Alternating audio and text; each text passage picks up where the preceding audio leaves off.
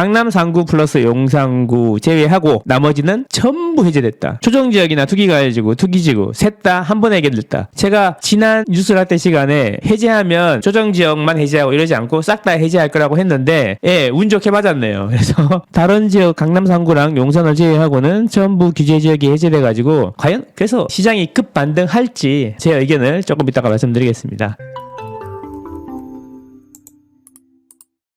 특히 부동산 분야에서 최근 주택시장 침체 및 경제난으로 인한 주거불안에 대응하여 시장 영착륙을 위한 규제 정상화와 서민 취약계층의 주거복지 강화를 적극 추진하기로 하였다. 여기에 모든 게 담겨 있어. 자, 이렇게 큰 틀을 이해해야지 그 세부적인 내용들이 잘 이해가 된다고 그랬잖아요. 자, 문제는 뭐냐면 이게 중요해.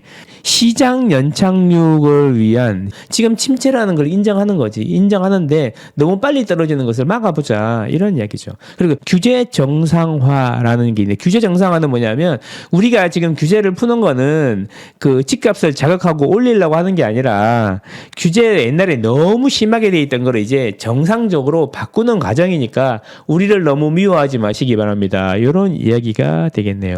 서민 취약계층 주거복지 강화는 공공임대나 전세 사기 관련된 이야기인 거죠.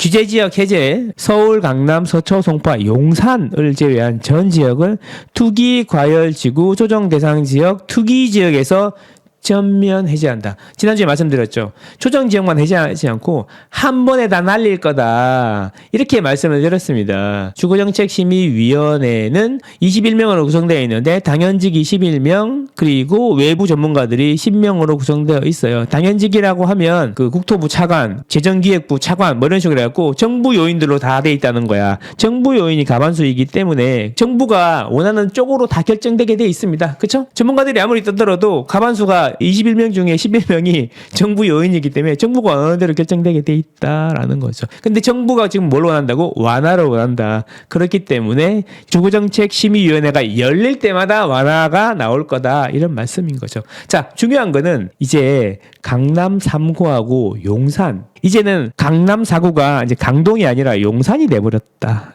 그 용산 빌라파리들이 또 활기를 치지 않을까 이런 생각이 드는데 어쨌든 용산이 드디어 이제 빅4에 들어갔다. 자, 여러분 투기과열지구하고 조정대상지역은 국토부에서 관리하는 거고 투기지역은 기획재정부에서 관리하는 거예요. 그래서 국토부하고 기획재정부가 입을 맞춘 듯이 강남 3구랑 용산을 빼고 전부 다 해제했다. 용산의 동부 이촌동에 한강맨션이라는 거를 LH가 지으면서 그동안에 와우 아파트 붕괴라든지 60년대 후반에 초소형으로 해서 서민 아파트를 마구 때려 지으면서 아파트에 대한 이미지가 매우 안 좋았는데 한강맨션이 잘 분양되고 중대형 위주로 고급지게 분양하고 당시에 핵심적이었던 수세식에다가 중앙난방, 가스난방을 하면서 아파트에 대한 이미지가 많이 개선되었던 곳이 한강맨션이고 동부 이촌동입니다. 어떻게 말하면 우리나라 아파트에 대한 인식이 바뀌기 시작한 게 동부 이촌동에서 시작됐다고 보시면 되죠. 이제 그래서 이제 용산의 시대가 다시 오는 겁니까? 이제 오세훈 시장도 용산에 생각을 많이 하고 투자를 많이 했는데 또 오세훈 시장이 가만 안 있겠네, 그죠? 예, 그러면 이제 철도 차량 기지, 뭐 용산 민족공원 이러면서 또 띄우겠네요, 그죠? 예, 그러면 거기에 편성해갖고 빌라 업자들이 또 대거 또 나서겠네요. 예, 그런 겁니다, 여러분.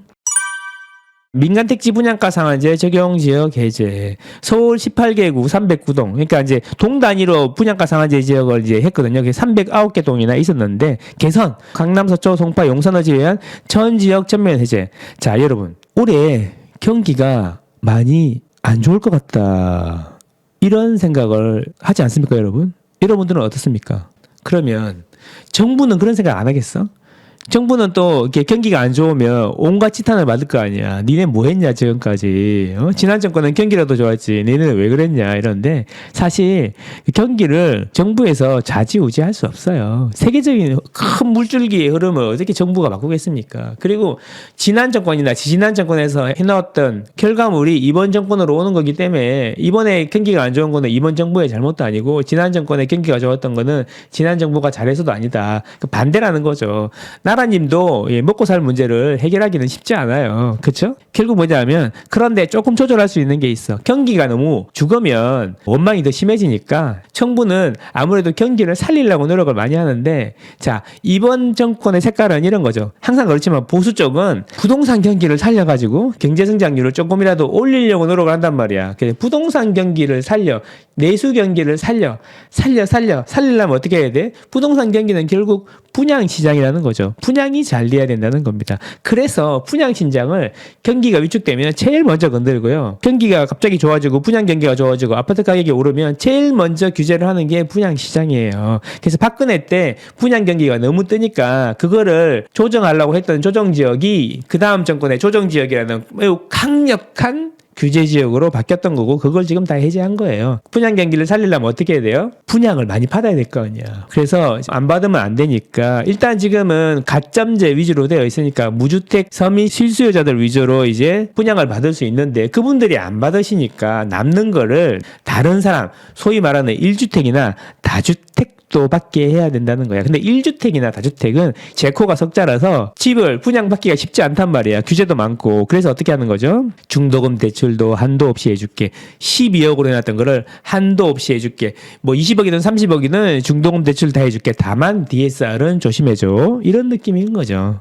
그죠? 다주택자도 대출을 할 수가 있는 거죠. 분양을 받을 수가 있는 거고 만약에 다 미분양이 나면 줍줍을 지방에서 와서까지 다 해라. 그래서 서울의 분양 경기를 살려야 될 거 아닙니까? 그래야지 지금 사업시행 인가 나 있고 관리처분 인가 나 있는 재개발 재건축 구역들이 용기 내서 나서서 분양을 할 것이고 그 분양이 소화가 되면 건설 경기가 살아날 거니까 경제 성장률이 조금 올라가는 효과가 있을 거다. 이런 걸 노리는 거죠. 그래서 정부는 계속 분양 경기를 살리려고 노력을 하는데 그 분양 경기를 살리려면 일반 서민들이 대출도 많이 받아야 되고 혹시 미분양 나고 줍줍이 나오면 다주택자들도 살 수 있게 해주는 겁니다.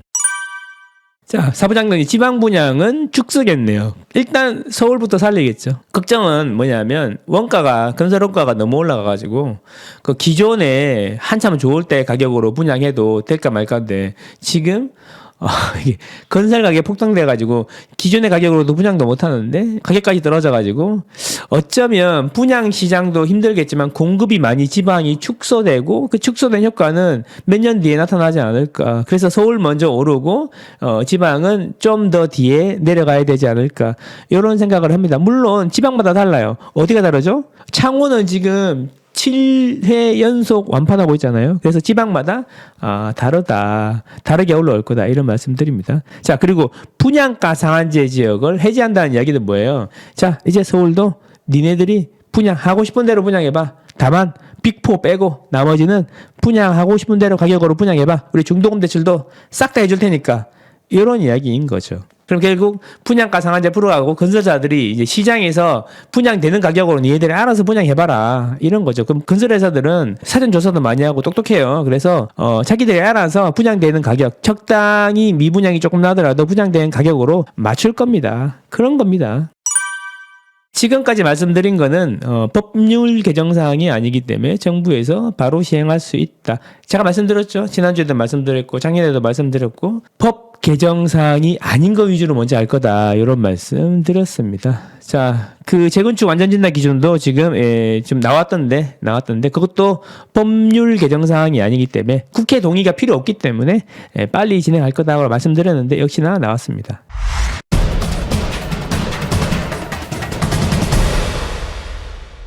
그 다음에 전매 제한 완화. 전매 제한은 당첨받았어? 그럼 10년 동안 못 파는 거야. 최대 10년, 최소 3년. 근데 이거를 최대 3년, 최소 1년으로 바꿔주겠다는 겁니다. 물론 없는 데도 있고 생기는 거죠. 수도권에서는 그렇다는 겁니다. 그러면 분양받고 1년 안에 매도해도 된다는 이야기잖아. 그러면 이제 생각해보자. 미분양이 나면 다주택자님들, 실수요자님들이 안 사시니까 너희들 있잖아. 분양 받아서 당첨되면 줍줍해가지고 시기 봐가지고 1년 지나면 팔게 해줄 테니까 미분양 좀 소진 좀 시켜줄래? 이런 메시지를 던지는 거죠.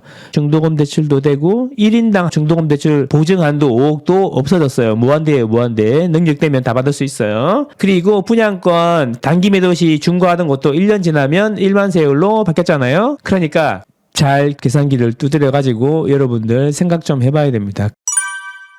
제가 올 초에 말씀드렸던 것 같은데 이번 정부는 반응은 없는데 계속 뭔가를 풀고 있잖아요. 그게 누적이 되고 쌓여서 천천히 잘 퍼즐을 맞춰보면은 그 메시지가 있단 말이야, 메시지. 그래서 계속 규제 푸는 거에 관심을 가지고 알고 있어야 된다. 이것도 봐봐. 전매 제한만 이거 풀린다는 것만 알았으면 1년 지나면 일반 세율 된다는 거는 지난 또 규제 해제에 나왔잖아. 지난 그걸 알고 있고 이걸 알면 두 개가 결합이 돼가지고 또 좋은 아이디어가 나올 수도 있다라는 말씀 드린다. 비수도권의 경우 분양가 상한제 적용 여부, 규제지역 지정 여부에 따라서 차등으로 최대 4년까지 적용되어 왔는데 이거 없앤다 이런 이야기예요. 예. 비수도권도 확 줄어든다 이런 이야기가 되겠습니다. 조치계획 전매 제한 완화는 주택법 시행령 개정사항이잖아요. 국회 동의가 필요 없는 거란 말이야. 때문에 바로 할 수 있다. 개선 수도권은 최대 3년, 비수도권은 최대 1년. 자, 그래서 이거 어떻게 되는 거죠? 둔촌주공 1월 달에 계약을 하시면 중도금 대출 계약이 아마 6월 달인가 그랬던 것 같은데 이게 바로 바뀌고 나면 중도금 계약하기 전에 이 규정이 적용이 될 거란 말이죠. 그러면은 둔촌주공은 받자마자 바로 매도가 가능하다 이런 이야기가 되는 거죠. 그쵸? 그러면 둔촌주공 계약해야 되는지 안 해야 되는지 고민하는데 긍정적인 요소가 또 플러스 1 됐네요. 플러스 1. 소급 적용해 주니까 내가 보기에 이렇게 진짜 모든 게 오브 더 둔촌, 바이 더 둔촌, 포 더 둔촌인 것 같다. 그런 생각이 자꾸 든다. 왜냐하면 둔촌주공 올림픽파크 브레온이 어떻게 보면 전국의 분양시장이라든지 서울의 부동산 경기에 바로미터가 되기 때문에 정부에서 신경을 엄청 쓰는 것 같다. 그렇죠. 둔촌 일병 구하기 대작전입니다. 예. 둔주 일병을 구하면 다른 일병들이 정부가 우리도 구해주겠지라는 생각으로 용기가 많이 생기겠죠. 과감하게 분양시장에 돌진하겠죠. 그런 거 아니겠습니까? 수도권 분양가 상한제 주택 실거주 의무 폐지. 그러니까 당첨받으면 전매도 안 되고 그동안에는 그리고 입주할 때 등기 치자마자 몇 개월 안에 입주를 해야 되고 기존 주택은 다 처분해야 되고 다주택이면 대출도 안 나오고 이게 복잡했잖아요. 이제 실거주 의무가 폐지가 되는데 요거는 법률 개정 사항이야. 그래서 안 될 수도 있어. 그래서 이거는 지켜봐야 됩니다. 국회 동의를 받아야 됩니다. 조치계획 실거주 의무 폐지는 주택법 개정 사항으로 법 개정 이전에 실거주 의무가 기부과된 경우에는 개정 법률을 소급하여 적용한다. 근데 법률 개정 사항이기 때문에 정부의 동의를 받아야 된다. 자, 잘 들어보세요. 만약에 수도권 분양가 상한제 주택을 내가 당첨을 받았다. 그래서 전매 제한 끝나고 입주를 했다. 그러면 5년간 전매 제한인데 이게 폐지가 됐어. 물론 법 개정 사항이니까 국회에서 동의를 안 해줄 수도 있죠. 폐지가 됐다고 치면 그래서 6월 1일부로 폐지가 됐어. 5년이었잖아요. 5년인데 폐지가 되면 소급 적용해갖고 바로 실거주 의무를 없애주겠다. 이런 얘기인 거예요. 그 전매 제한도 그래요. 전매 제한이 이제 3년짜리였는데 이것도 소급 적용해서 풀어주겠다. 이런 이야기인 거죠. 내가 전매 제한이 10년짜리가 있었는데 이번에 바뀌면서 1년이 됐어요. 그럼 나는 옛날에 전매 제한 10년짜리를 갖고 있잖아요. 근데 기간이 이제 1년 6개월밖에 안 됐어. 아직도 8년 6개월이 남아있는 거지. 근데 이제 이게 법이 바뀌면서 1년으로 바뀌었어. 그러면 1년 6개월이 이미 지났기 때문에 이것도 이제 전매가 해제된다는 이야기야. 소급 적용해가지고.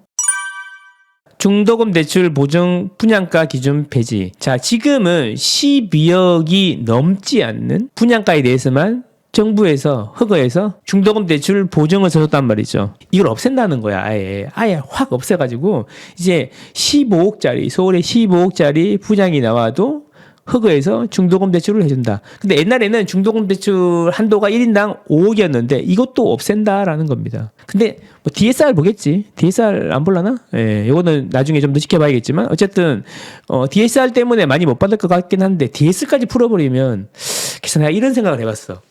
분양이 잘 안 되니까 계약금을 10%만 받고 중도금 이자 후불로 해주면 이거를 분양을 받거나 줍줍한 다음에 1년 있다가 팔면 계약금 10%만 있으면 전매해도 되고 1년 뒤니까 일반 세율 되는 거 아닌가? 제발 좀 사주세요. 다주택자님들. 이런 이야기로 들린다. 그래서 관심을 많이 가져보시는 게 좋겠다. 당장 좋아지겠어. 관심을 많이 가져봐라. 이런 말씀 드립니다. 지금 순간이 영원할 것처럼 생각하시면 안 된다. 그렇죠? 왜냐?